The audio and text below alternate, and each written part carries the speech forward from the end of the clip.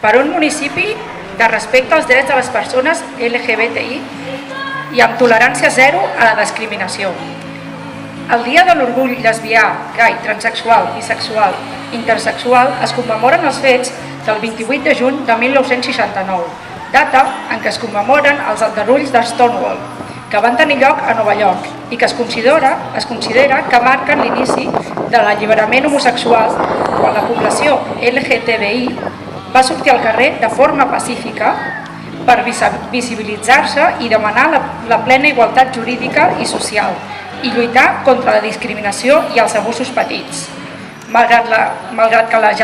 legislació en l'àmbit internacional ha avançat en el reconeixement dels drets, 76 estats del món encara prohibeixen, persegueixen i penalitzen les persones del col·lectiu LGTBI. En aquest sentit, Catalunya va liderar l'avenç